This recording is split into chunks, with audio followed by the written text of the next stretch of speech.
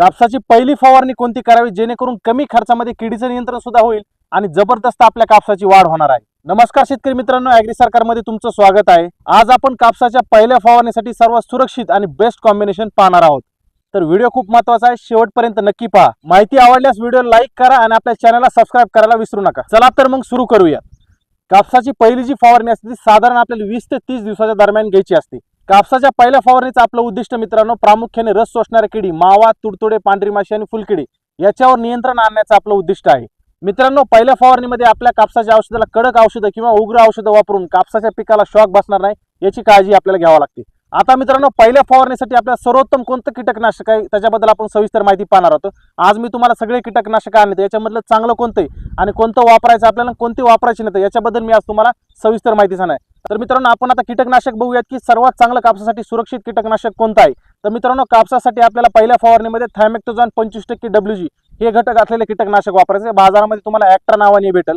आता हे प्रामुख्याने रस शोषणाऱ्या किडी असतील, मावा असेल, तुडतुडे असेल, पांढरी माशी आणि फुलकिडे याच्यावर चांगल्या प्रमाणामध्ये आणि स्वस्तामध्ये नियंत्रण करतं। आता मित्रांनो, थायमेक्टोझॉन 25% WG हे आंतरप्रवाही कीटकनाशक आहे।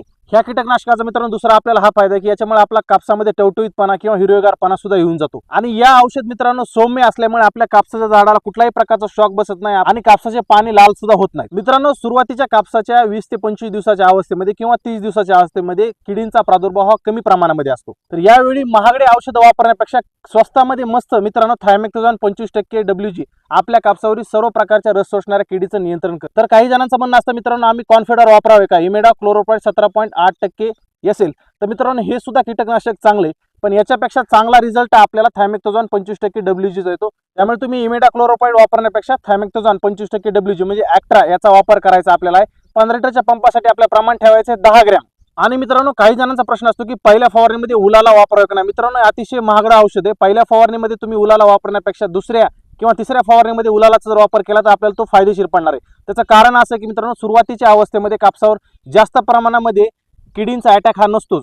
आता मित्रांनो, उलाला जर तुम्हाला वापरायचं असेल तर फक्त त्या शेतकऱ्यांनी उलाला ह्या कीटकनाशकाची निवड करा ज्यांच्या कापूस पिकामध्ये सुरुवातीच्या अवस्थेमध्ये म्हणजे 30 दिवसाच्या आतमध्ये पांढऱ्या माशीचा किंवा तुडतुड्याचा अटॅक प्रचंड प्रमाणामध्ये असेल तरच तुम्ही उलालाचा वापर करा। 1 लिटरला अर्ध्या ग्रॅम प्रमाणे।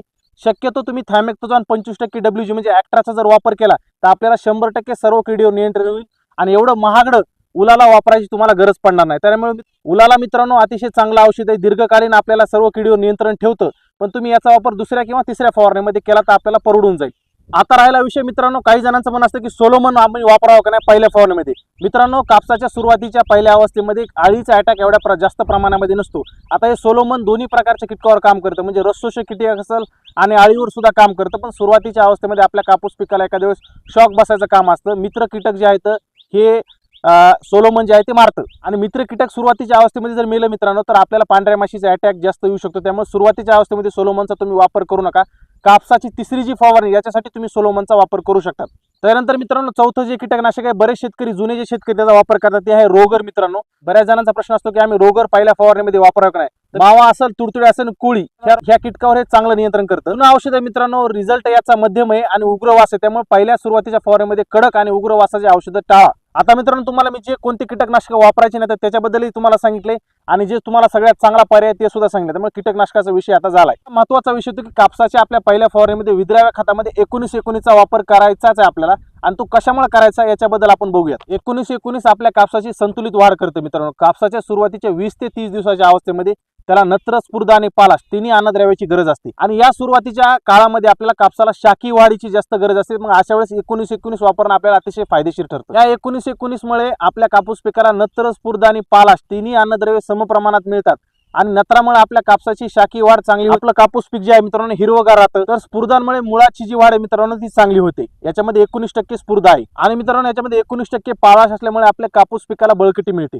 त्यामुळे तुम्ही सगळ्यात चांगला पर्याय विद्राव्य खतामध्ये 19-19चा वापरायचा आपल्याला। 15 लिटरच्या पंपासाठी 75 ग्रॅम ते 100 ग्रॅम तुम्ही प्रमाण ठेवायचं आहे। कीटकनाशकाचा विषय झाला मित्रांनो आणि विद्राव्य खत सुद्धा तुम्हाला सांगितलं मी पहिल्या फवारणीमध्ये कोणतं वापरायचं। मित्रांनो, बऱ्याच जणांचा प्रश्न असतो की पहिल्या फवारणीमध्ये 12-61 ह्याचा वापर करावा की नाही। तो सुरुवातीच्या अवस्थेमध्ये मित्रांनो 12-61चा वापर अजिबात करू नका। ज्यावेळेस आपल्याला पाते धारणा करायची असते अशा वेळेस आपण 12-61चा वापर जर केला तर आपल्याला तो फायदेशीर पडतो आणि 12-61 मुळे मित्रांनो प्रचंड वाढ आपल्या मुळांची तर होतेच, पण सुरुवातीच्या अवस्थेमध्ये आपल्याला सगळ्या अन्नद्रव्याची गरज आहे. म्हणजे तुम्ही 19-19चा वापरच करा. 12-61 तुम्ही दुसऱ्या किंवा तिसऱ्या फवारणीमध्ये वापर करा. आतापर्यंत मित्रांनो तुम्हाला मी विद्राव्य खत कोणतं वापरायचं ते सुद्धा सांगितले आणि कीटकनाशक सुद्धा सांगितले. आता मित्रांनो कापसाच्या पहिल्या फवारणीमध्ये आपल्याला टॉनिक कोणतं वापरायचं हा एक शेतकऱ्यांना प्रश्न असतो. कुणाचं म्हणणं असतं बायोविटा वापरा, कुणी म्हणतं इसाबेन वापरा. तर मित्रांनो ह्या परिस्थितीमध्ये सध्याच्या तुम्ही असाल महाराष्ट्रामध्ये बऱ्याच प्रमाणात भागामध्ये पाऊस हा थांबलेला आहे. काही ठिकाणामध्ये कापसामध्ये पिवळेपणा येण्याची समस्या आहे. मग अशा वेळेस आपण इसाबेन म्हणजे सिजंटा कंपनी इसाबेनमध्ये चांगल्या प्रकारचा अॅमिनो ॲसिड आहे, याचा जर वापर केला तर आपल्याला तो जबरदस्त फायदा मिळणार आहे. त्याला इन्स्टंट एनर्जी देण्याचं हे काम करतं. दुसरी महत्त्वाची गोष्ट प्रकाश संश्लेषण क्रिया ही कापसाची वाढवतं. मित्रांनो कमी पावसामुळे असेल किंवा जास्त पावसामुळे आपलं कापूस पीक ताणामध्ये म्हणजे स्ट्रेसमध्ये जाऊ शकतं.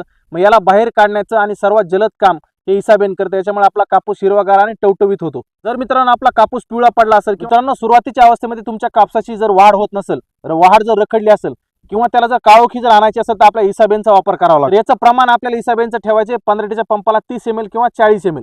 लक्षात ठेवा, तुम्हाला टॉनिक सांगितले, मी कीटकनाशक सांगितले, विद्राव्य खत सांगितले. आता महत्त्वाचा विषय होतो आपल्या बुरशीनाशक वापरणं गरजेचं आहे. आणि त्याच्यामध्ये सगळ्यात चांगला पर्याय आपल्याला UPL कंपनीचं साफ आहे. याच्यामध्ये कार्बोनिझम अधिक मॅनकोझिब हा दोन्ही प्रकारचा घटक आहे. म्हणजे आंतरप्रभावी अधिक स्पर्शजन्य. याच्यामधील मॅनकोझिब जो घटक आहे मित्रांनो, याच्यामुळे आपला कापूस हिरवागार राहतो, टवटवीत होतो. आणि सुरुवातीच्या अवस्थेमध्ये कापसावर जे मुळकूज रोग असेल, करपा रोग असेल, याच्यावर चांगलं नियंत्रण आपलं बुरशीनाशकामध्ये साफ हे करतं. त्यामुळे 15 पंपाला आपल्याला फक्त 30 ग्रॅम ते 40 ग्रॅम तुम्हाला वापरायचं आहे. आणि मित्रांनो ह्या फवारणीचा अजून चांगला जर रिझल्ट आपल्याला 10 ते 20% जर वाढवायचा असेल तर आपल्याला सिलिकॉनचं स्टिकर 5 ml वापरायचं आहे. मित्रांनो मी तुम्हाला सगळे फवारणीचे औषध सांगितले तर हे बाकीचे सगळे औषधे अतिशय महागडे, तर एवढा खर्च करून आपल्या शेतीमध्ये परवडत नाही. त्यामुळे कमी खर्चातले औषधं तुम्ही वापरा. प्रमाण जास्त वाढू नका. कमी प्रमाणामध्ये सुद्धा आपल्याला चांगला रिझल्ट हा कापसामध्ये मिळणार आहे. आता मित्रांनो तुम्हाला मी थोडक्यात तुम्हाला सांगतो कसं कसं नियोजन करायचं. 19-19 आपल्याला 15 पंपाला वापरायचे 75 ते 100 ग्रॅम. त्यानंतर कीटकनाशकामध्ये थायमेक्टोझॉन म्हणजे ॲक्ट्रा वापरायचं आपल्याला 15 पंपाला फक्त 10 ग्रॅम. आणि टॉनिक आपल्याला इसाबेन वापरायचे 30 ते 40 ml. आणि बुरशीनाशकामध्ये साफ आपल्याला वापरायचे 30 ते 40 ग्रॅम. हे सगळं प्रमाण आपल्याला 15 पंपासाठी वापरायचे. आणि हे चारही कॉम्बिनेशन सुरक्षित आहेत, एकत्र करून फवारणी करता येते. तुम्हाला याच्यामध्ये जर चांगला रिझल्ट आणायचा तुम्ही 5 ml स्टिकर मिक्स करू शकतात. नाही मिक्स केलं तरी सुद्धा जमल मित्रांनो. आणि कुठल्याही ब्रँडचं घ्या, हेच घ्या नाही, तुम्हाला इतर ब्रँडमध्ये सुद्धा हे जर याच्यामधले जे घटक आहे ते जर मिळाले तर तुम्ही ते घेऊ शकतात. जे तुम्हाला कमी रेटमध्ये बसतील, स्वस्तामध्ये बसतील त्याचाच वापर करा. महागडे औषधं टाळा. तर मित्रांनो अशा प्रकारे तुम्ही कापसामध्ये पहिली जर फवारणी घेतली तुम्हाला सगळ्यात चांगला रिझल्ट मिळून येणार आहे. तुम्हाला उत्पादनामध्ये सुद्धा विक्रमी वाढ होणार आहे. जसा शेतकरी म्हणून ज्यांना कापूस पिकामध्ये मार्गदर्शन पाहिजे, अधिक उत्पादन काढायचे, अशांसाठी खाली दिलेल्या नंबरवर तुम्ही मला संपर्क करू शकता. व्हिडिओ जर महत्त्वपूर्ण वाटले असेल तर नक्कीच लाईक आणि शेअर करा आणि ॲग्री सरकार चॅनलला सबस्क्राईब करा. भेटूया पुढच्या व्हिडिओमध्ये. धन्यवाद.